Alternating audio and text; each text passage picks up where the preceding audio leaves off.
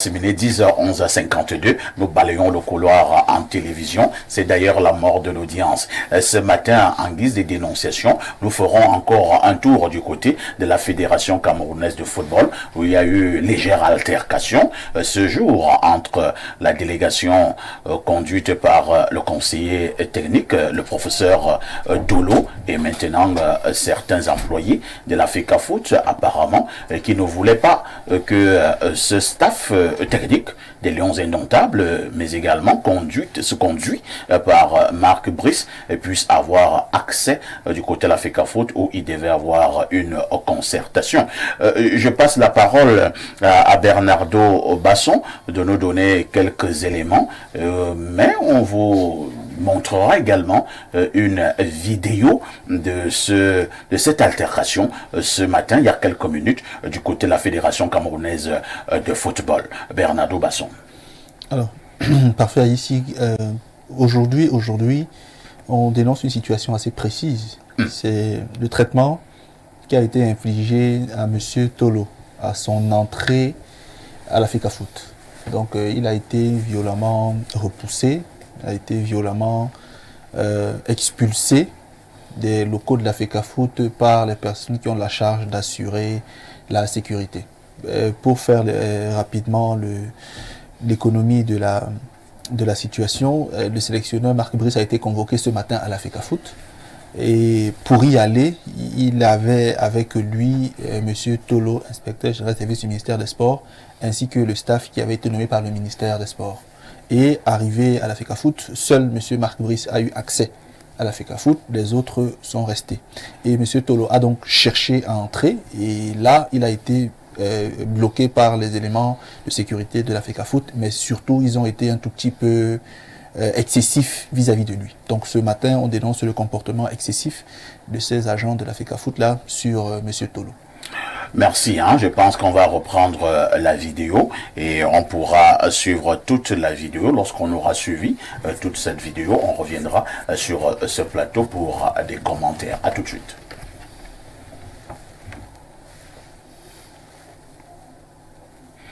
Nous devons... Alors, monsieur, je suis envoyé par le ministre avec, écoutez, je réponds du président de la FECAFOOT. avec l'inspecteur général des services. Sur la note de nomination, vous n'êtes rien dedans. Vous n'êtes pas vigilant. Monsieur, je suis du ministère des Sports. Et je suis tutelle de la FECAFOOT. Tu ne peux pas dire Je suis venu avec l'inspecteur général des services. Le ministre nous a envoyé. Donc nous notons que vous avez refusé l'inspecteur général des services et nous prenons acte. Vous n'êtes pas concerné. Vous n'êtes pas concerné. Alors, en ce qui concerne... Allez à la CCA. Allez à la CCA.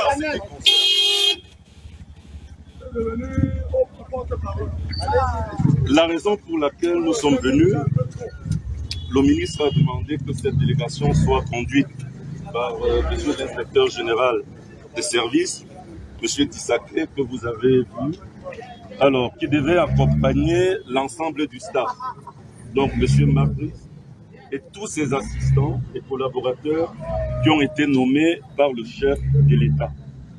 Nous avons un message ferme à faire passer, et je le fais ici à la FECAFOOT. Il n'y a qu'un seul staff qui existe à la tête des Lions Indomptables.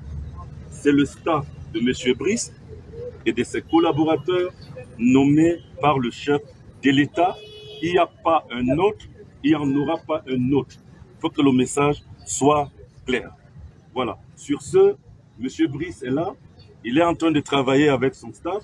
Nous avons le regroupement qui va commencer très prochainement. Les joueurs vont commencer à arriver.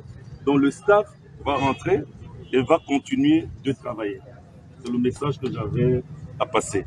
Bon, monsieur Dissaké est dans la voiture, l'inspecteur général, donc je vais le retrouver dans le véhicule et nous allons rendre compte au ministre. Bon retour donc sur ce plateau. Nous avons présenté les faits.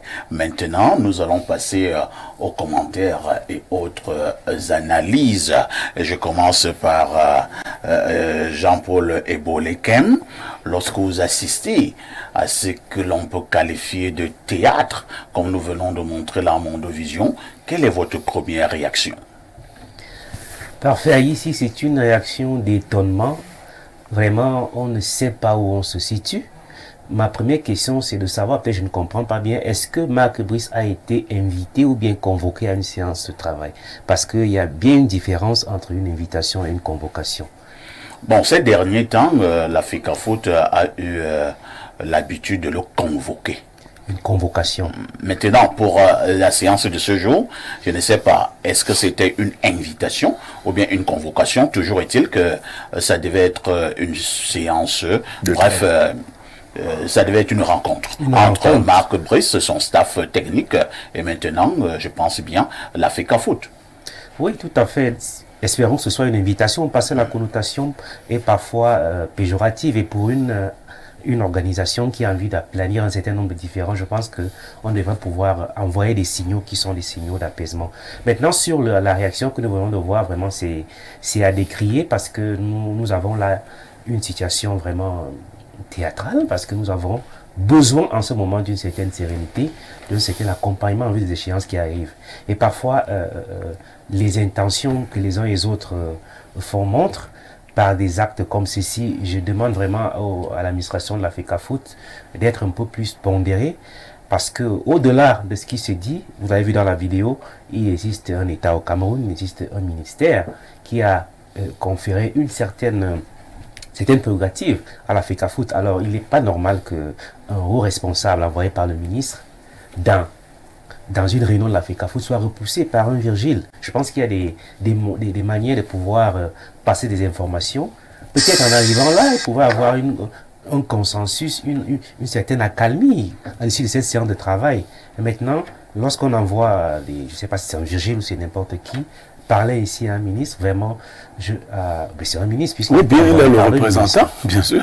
Tout à fait. Un ministre de tutelle. Alors, c'est une situation vraiment qu'il va falloir vraiment effacer de nos mémoires pour que le Cameroun puisse aller vers des choses beaucoup plus reluisantes, parce que nous en avons besoin vraiment pour ce pays. Merci. Jean-Paul Ebolekem, Pierre Blériot-Niémec. Il faut rappeler qu'il y a quelques jours, la Chambre de conciliation et d'arbitrage avait tout simplement débouté la FECAFOOT au niveau justement du staff technique qui avait été nommé par la FECAFOOT. Donc la CCA a tout simplement dit que ce staff technique nommé par la FECAFOOT n'était pas légal, encore moins légitime. Donc, oui, Bernardo. Alors, au cours de l'audience de conciliation, la Chambre avait suspendu les effets de la nomination. Tout à fait. Mais hier... J'en arrivais, puisque hier, dans la nuit... cette suspension a été levée. La suspension de la CCA désormais, a encore les deux été staffs levés. Sont de nouveau actifs. Très bien. Maintenant, nous repassons donc la parole à Pierre Blériot-Niémec. Cette rencontre, la FECAFOOT intervient donc dans ce climat. Ma préoccupation est quand même d'abord celle-ci. Est-ce qu'on devrait repousser comme cela le ministère des Sports du côté de la Fédération camerounaise de football? Non, parfait, vous me posez la mauvaise question. Je sais pas, ça vous auriez pu la garder pour Bernardo ou quelqu'un d'autre. Vous savez, vous me posez des questions douces qui concernent ça. Bon. Oui, s'il vous plaît. Je ne vous enseigne pas votre métier. Vous avez les questions brutales? Non, vous voyez, j'ai passé toute ma vie, enfin, entre guillemets, à indiquer un certain nombre de choses. J'ai décidé d'observer définitivement. Les gens ne veulent pas comprendre. Il y a beaucoup d'erreurs qui se commettent. Les questions qui se posent aujourd'hui, Niémec, est-ce que tu soutiens le gouvernement? Je vous dis clairement, je ne suis pas un insurrectionniste. Je n'approuve pas la gestion du gouvernement. Mais tant que Biya est là, celui qui s'oppose à l'autorité établie le fait à son propre compte ou pour son propre compte. Qu'est-ce que je veux dire clairement? La mise en scène à laquelle nous venons d'assister est La ligne rouge qui a été franchie, le Rubicon a été franchi. Parce qu'on n'a pas été capable de savoir arrêter son ego et qu'on a écouté les vents discordants qui nous disaient de foncer, on est aujourd'hui pris à l'étau. Est-ce qu'il revient à la mémoire de tous les Camerounais que le ministère des Sports demeure encore la tutelle de la FECAFOOT? Ce qui veut dire qu'en fait, ce qui se passe là, Dieudonné Mveng nous a donné le droit ici de repousser le ministre de la Communication venu s'enquérir d'une situation à Info TV. Est-ce que vous comprenez le parallèle? Dieudonné Mveng est promoteur d'une chaîne. Nous sommes sous la tutelle du ministère de la Communication. Nous avons un conflit avec le ministère parce que nous nous plaignons de quelque chose. Mais le ministre a délégué 2 hauts responsables. Et M. Dieudonné Mveng a dit, vous n'accédez pas à Info TV, quelles que soient les raisons. Si on prend la chose de manière lucide, on comprend donc que les gens n'ont pas les ressorts. L'entrée de ce staff et des représentants du ministre n'est pas forcément un aveu d'échec de la part de la FECAFOOT. Je vous reçois, nous causons, mais si je suis ferme sur mes positions, je vous le fais savoir. On ne peut pas mettre l'État dans la rue de cette façon. Et comme mes prédictions semblent ne pas passer, je vais vous dire qui est Biya. Parce que vous parlez de quelqu'un que vous ne connaissez pas. Moi, j'ai le malheur de le connaître. Cette histoire va s'achever par une action forte. C'est l'État qui a été ridiculisé. C'est pas Tolo. Parce qu'aujourd'hui, vous voyez, c'est le mouton noir, monsieur le conseiller technique. C'est le mouton noir, Tolo. On a même déjà inventé plein de choses. Il faut peut-être corriger ici. Le professeur Baebek a dit des choses sur le professeur Tolo qui n'étaient pas exactes. Pas du tout. Mais pas du tout exact. Ce n'était pas du tout vrai. Bon, maintenant, ça en fait le buzz. Le professeur Baebek serait quand même revenu pour dire aux gens, non? C'est ça aussi l'humilité. Oui, dire que, non, ce que j'ai dit. Le professeur Tolo a bel et bien soutenu une thèse en archéologie. Disons, c'est indiscutable. Voilà. Et parallèlement, il a fait du management et il enseigne l'un et l'autre. Tout à fait. Donc, je connais ses élèves. Voilà. Je suis son propre élève. Voilà. J'ai enseigné à Yaoundé 1 en master et donné cours de management. Voilà. Donc, venir le lyncher ou le livrer à la vindicte comme on l'a fait. Revenons au sujet. Donc, il est clair aujourd'hui, et vous voyez le monsieur qui répondait au ministre. Parce qu'il faut comprendre que c'est au ministre. Celui qui renvoie l'envoyé du roi a renvoyé le roi.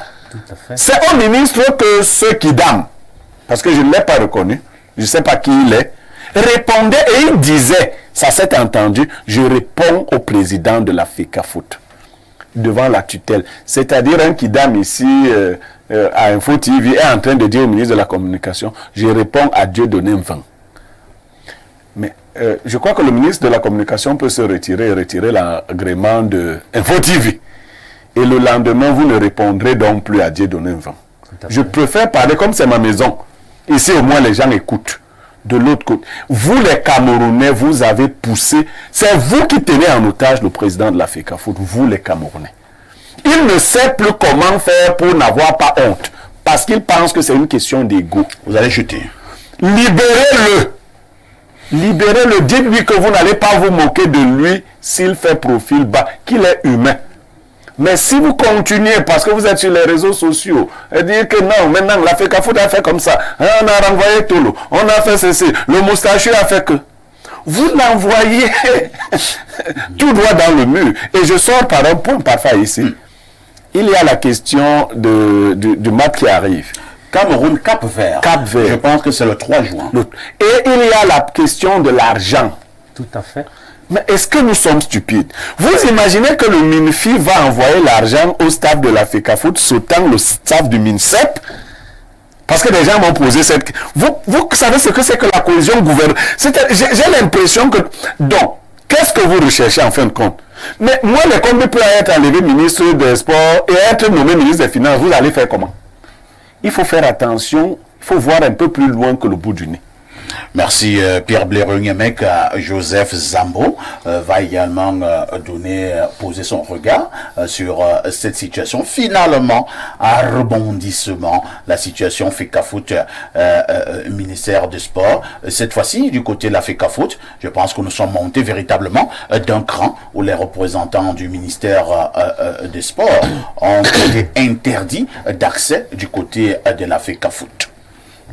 Aujourd'hui, je vais répondre selon le thème d'aujourd'hui. On parle du marketing. Tout à fait. Et je pense qu'il y a un marketing territorial qui existe, c'est-à-dire où le pays essaie de défendre la vision qu'on a de ce pays.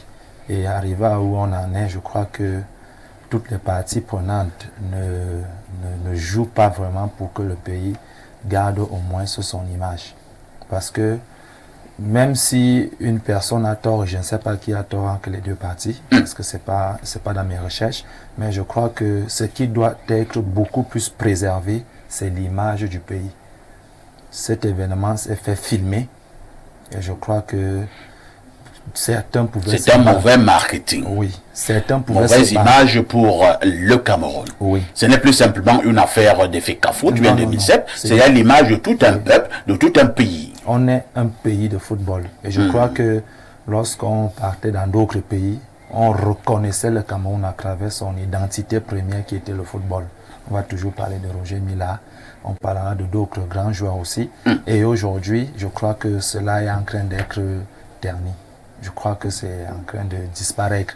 Parce que ça vous fait mal, hein? Moi, ça me fait personnellement mal parce que j'aime mon pays et j'aime porter son drapeau partout où je suis. Et je crois que là, ça risque de commencer à nous déranger. Nous qui n'avions pas une relation directe avec la politique, avec le sport, mais qui sont heureux d'être Camerounais, quand l'image de ce beau pays commence à être mal utilisée par des personnes qui sont censées la revaloriser, je crois que ça commence à déranger tout le monde. Très bien. Oui, Jean-Paul Ebolekem, en quelques secondes. Oui, je voulais dire un petit mot parce que Blaireau a soulevé un problème financier par rapport à la gestion des deux staffs. J'ai une préoccupation, peut-être Bernardo va m'aider, parce que lorsque nous avons l'argent qui doit sortir des caisses de l'État, vous avez là un PS spécialisé que l'État envoie au niveau de la FECAFOOT et que nous avons deux décisions. Parce que lorsque on sort de l'argent en comptabilité, il y a ce qu'on appelle l'alias. Alors, nous avons une décision des gens qui ont été nommés par le ministre, qui ont un budget pour la préparation de la CAN. Alors maintenant... Les éliminatoires. Tout à fait.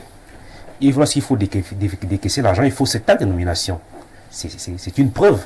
Maintenant, si nous avons notre acte qui vient de la FECAFOOT, je ne sais pas, vraiment sur le plan administratif, comment est-ce que ces dépenses vont pouvoir être justifiées? Est-ce que ce n'est pas un détournement de fonds dans cet armage juridique? C'est pour ça que je pense vraiment qu'il faut faire très attention lorsqu'on mène des combats, lorsqu'on prend des positions, parce que vous pouvez faire quelque chose, après des années, on va vous dire que ça c'est illégal, mais puisque quand je vois l'ancien staff, même s'il a été désigné par la FECAFOOT, j'ai vu une décision, une autorisation qui était venue de la présidence, que l'encadrement est désigné de la manière suivante, sélectionneur, son coordonnateur, ça dit que c'est un papier qui peut servir de justificatif dans une dépense. Mais lorsque ça vient d'une personne qui n'est pas forcément habilitée, peut-être ça peut sembler ambigu. J'aimerais bien comprendre, juste pour dire que nous n'avons pas besoin d'arriver à là. Il faut vraiment que les gens s'asseyent et qu'ils puissent faire avancer le Cameroun. Merci. Peut-être Bernardo va prendre les différentes préoccupations et y répondra. Il y a votre préoccupation. Bernardo a enregistré. Maintenant, moi, je pose une autre préoccupation à Bernardo. Bernardo, est-ce que l'une des règles, lorsque nous parlons de l'administration, ou plus précisément même peut-être du droit administratif, l'une des règles majeures, ce n'est pas la courtoisie? Ça ne concerne pas que le droit, c'est une règle d'élégance sociale. C'est-à-dire, quelles que soient les circonstances, il faut essayer. Ce n'est pas toujours facile, on a des émotions, on a des sentiments, mais de travailler avec courtoisie, avec un peu d'élégance. Oui. Par rapport à la question de M. Ebolekem, la réponse n'est pas ambiguë. Vous savez, elle n'est pas ambiguë. Alors, d'après la réglementation applicable au sport, la question de la préparation et de l'organisation d'une rencontre de football est de la compétence de la fédération. La fédération prépare un certain nombre d'éléments. Sous forme de rapport, elle soumet ces éléments au ministère et ces éléments intègrent le budget nécessaire pour la tenue de la rencontre. Le ministère fait les diligences et donne avis favorable pour qu'éventuellement au niveau des finances, il y ait un décaissement. Et à l'issue, ces fonds sont acheminés vers la fédération qui postérieurement produit un rapport au ministère lui faisant état de comment s'est déroulé l'événement, c'est-à-dire l'avant-rencontre, pendant la rencontre et après la rencontre. Donc l'organisation technique, la préparation technique d'une rencontre est supportée par la fédération. Concernant la vidéo qu'on a vue, j'ai deux choses à dire, pas beaucoup. La première, c'est que chez nous, on dit la bonne volonté change le sable en or. Donc, même des choses qui peuvent ne pas être résolues, si on met de la bonne volonté, peuvent être résolues par faire ici. Moi, je pense, premièrement, que M. Tolo ne devait pas aller à la FECAFOOT. Parce que M. Tolo, à mon sens, quoi qu'on dise, il n'a pas été convoqué. Marc Brice a été convoqué. M. Tolo, en tant qu'autorité, aurait pu rester dans son bureau, attendre le rapport que lui feraient les personnes qui ont été convoquées et éventuellement, avec le ministère, prendre des mesures adaptées pour endiguer la situation. Moi, je pense. Mais descendre sur le terrain avec la situation conflictuelle qui s'y vit, avec tout le climat délétère qui s'y vit, c'était quand même risqué de se faire humilier. Donc, je pense... Monsieur Tolo, attends, vous gardez le micro. Oui, monsieur Tolo a répondu à votre préoccupation. Oui. Il a dit, oui. Je ne suis pas venu ici de moi-même, le ministre a envoyé deux responsables, c'est-à-dire M. Tolo lui-même en sa qualité de conseiller technique, et l'autre, je pense, c'était l'inspecteur général des services. Je n'en doute pas. Du MINSEP.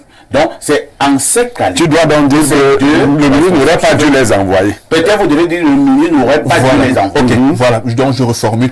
C'est l'idée de base, vous aurez compris. Le ministre aurait dû, vu le climat, dire à Marc Brice et éventuellement au staff qu'il a nommé le ministre que bon, allez-y, faites-moi un rapport. Jusque là, ça ne change pas grand-chose, Bernardo. Oui. Parce qu'il n'y a que Marc Brice qui a été accepté. Oui. Le staff de Marc Brice, nommé par le ministère, a également été conduit. Deuxième chose, parfait ici, je pense également que la FECAFOOT a été excessive. Vous voyez, dans de telles circonstances, peu importe la crise, qu'est-ce qu'on bagarre même? Pourquoi est-ce que ces personnes veulent se tuer? Parfait, ici, je dis souvent à mon fils, on n'intègre pas un milieu sans épouser les valeurs de ce milieu. Le football a des valeurs parmi lesquelles le fair play, l'esprit d'équipe, la solidarité, le courage, le partage. Donc même quand, à l'issue d'une rencontre, on s'est empoigné, on se tape les mains pour dire c'est le foot, c'est le fair play. Donc moi je pense que la FECAFOOT n'aurait pas dû être aussi excessive vis-à-vis du staff et de M. Tolo. Elle aurait même pu éventuellement l'accueillir, discuter et lui faire comprendre que nous ne sommes pas d'accord avec ce qui se passe là-bas. Nous, on veut maintenir notre staff. Ça aurait pu être autre chose. Maintenant, pour sortir parfait ici, et là, c'est mon avis sur la question.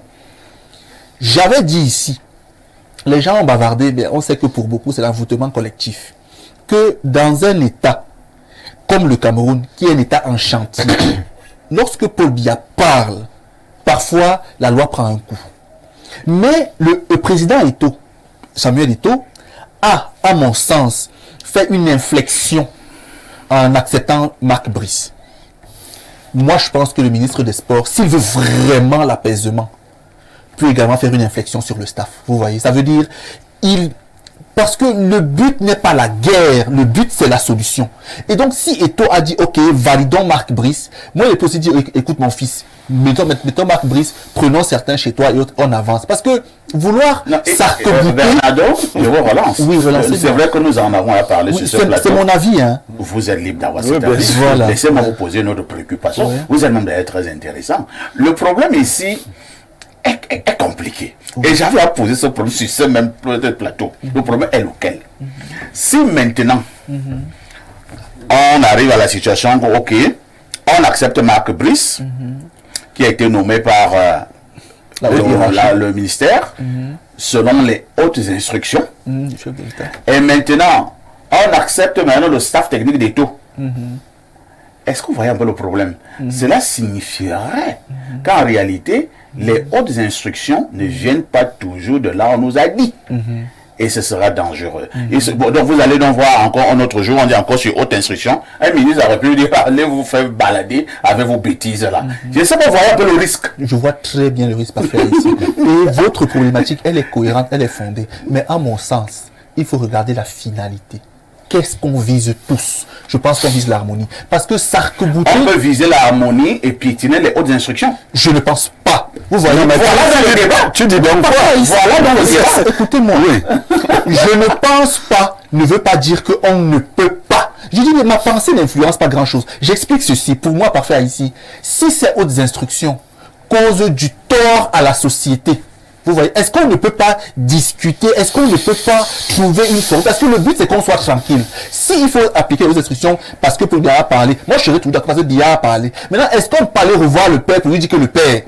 Parce qu'il y a des gens qui lui parlent. Et là, Biya revient à sa décision. Il est humain, non? Biya revient. Il est humain, non?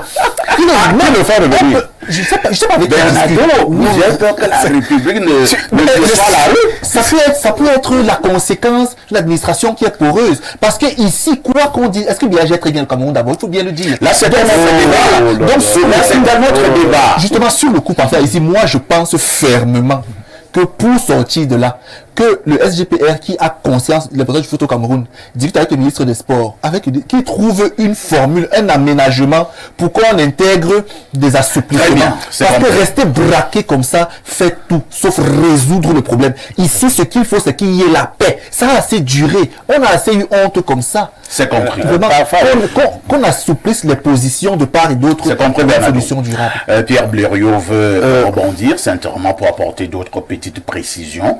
Nous avons dans ces précisions-là, au cas où on accepte le staff technique de la FECAFOOT, cela signifierait que les hautes instructions, c'est tout simplement du pipeau, n'est-ce pas Blériot? Parfait, ici, je vais prendre des figures. Hein. Oui. Moi, je suis polygame. Le jour où l'une de vos femmes décide de dormir dehors, ou bien de revenir, par exemple, vous avez imaginé un polygame, mais vos femmes vivent dans le même camp, un exemple. Vous dites, chez moi, on ne revient pas après minuit. Une de vos épouses se pointe à 2 heures. Elle se met à supplier d'abord, à parler. Vous vous levez, vous le polygame, vous allez vous ouvrir la porte. Elle entre. À partir de ce jour, vous avez dit qu'il n'y a plus ce principe-là. C'est clair. Bernardo, je ne veux pas parler de toi, mais c'est public. Tu parles de staff, mais tu as dirigé un staff dans une fédération nommée par le ministre. Toi, Bernardo. Peut-être pas dirigé. Non, quand je dis dirigé, oui. J'ai été membre. Et vous avez mis cette fédération de côté, vous avez mené une compétition. Oui. Est-ce que la règle que tu décrivais là, ce staff-là, parce que lui n'avait pas pour président et tout, n'est-ce pas? Quelle règle, monsieur? C'est-à-dire le président de cette fédération-là aurait pu s'opposer au ministre et avoir gain de cause. Non, monsieur, mais le contexte est différent parce que dans cette fédération, il y avait eu des élections antérieurement. Non. Ces élections avaient été illégales, elles ont été annulées. Il n'y avait pas de non, je veux fédération. dire que non, il y avait un staff qu'on a mis de côté. Là, c'était en passant. Okay. Ce que vous essayez de... Et parfait, vous a souligné cela. Il y a un chef, vous parlez d'une fédération de sport. On dit qu'il y a eu un haut accord du chef de l'État. Vous voulez que pour la première fois de Biya, parce que vous dites qu'il gère mal, moi-même je le dis, mais que pour la première fois, celui qui va faire plier Biya, ce soit un président de fédération. C'est le message là. Non. Alors, parce que ce n'est pas lui. C'est à lui qu'il faut donner le conseil de plier, lui, et non pas de suggérer autre chose. Parce que cela ne va pas s'arrêter qu'à la FECAFOOT. Ce sera grave. Non, je veux que vous compreniez bien que si Biya tente de céder sur ce coup-là, c'est fini avec l'État. C'est fini? D'accord. Donc, dès que tu as compris cela... Je peux te donner un mot. Oui, mais bien sûr. C'est que j'avais dit sur votre plateau, et je le réitère. Sur notre plateau. Sur notre plateau, je réitère que les hautes instructions sont des actes de gouvernement. Elles s'appliquent automatiquement. Maintenant, l'objectif des hautes instructions est, c'est vrai, souverain, mais il est aussi pour le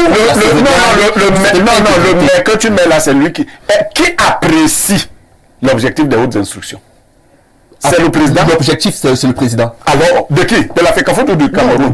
Celui qui l'a produit. Encore.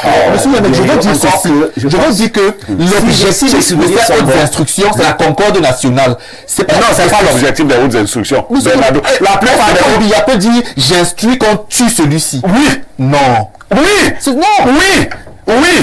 Oui. Ces instructions doivent aller dans le sens de... Paul Biya a instruit qu'on tue Boko Haram. Paul Biya je veux attaquer le Cameroun. On a dû demander s'il peut dire. Il peut dire qu'on tue. Mais de toute façon, ce dont je me souviens, c'est que le président de la fédération, après la CAN, a fait une interview sur France 24 où il a dit qu'au Cameroun, l'équipe nationale appartient au chef de l'État.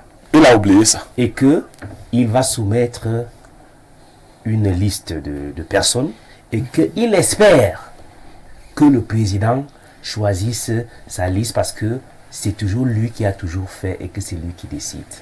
Ça veut dire qu'à ce moment-là, il acceptait que les hautes instructions étaient au-dessus. Alors, il faut que lorsque les hautes instructions vous servent, vous les appliquez. Et même lorsqu'elles vous desservent, vous les appliquez. Vous vous calmez d'abord. Peut-être une autre fois, les hautes institutions vont vous servir. Jean-Paul, je te reprends un mot, s'il te plaît. Eto'o avait lui-même dit que c'est le sélectionneur. La question est réglée. Marc Brice est là. Non. Ce n'est pas Eto'o qui détermine l'acte du chef de l'État. Vous êtes en train de faire du sélectionneur. Vous êtes en train de mettre Eto'o et le chef de l'État au même niveau. Non. Oui. On est en train de dire que pour le bien de tous. Mais elle doit faire partie du bien de tous. On peut essayer de s'assouplir pour une solution du roi parfait ici. Parce que si ça reste comme ça, qui perd? Et tout le pays perd. Non, tout le pays ne perdra pas. Vous verrez qui va perdre. On sera sur ce plateau. Nous allons lire quelques messages. On se calme un tout petit peu. Alors, je prends le premier message qui nous vient des États-Unis. Good morning, parfait Haïti, le charismatique, and good morning to your co-panelists. Concernant la dénonciation, cette vidéo nous montre justement le désordre à l'image de notre pays, les Camerounaiseries des comportements villageois. The president of FECAFOOT must be very careful. Ils peuvent utiliser le moulinex sur lui. Autre message ce jour en direct sur votre plateau. Alors, trop de messages là. Hein. Nous allons d'abord marquer une touche pause et on reviendra pour la lecture de ces nombreux messages. À tout de suite pour la suite.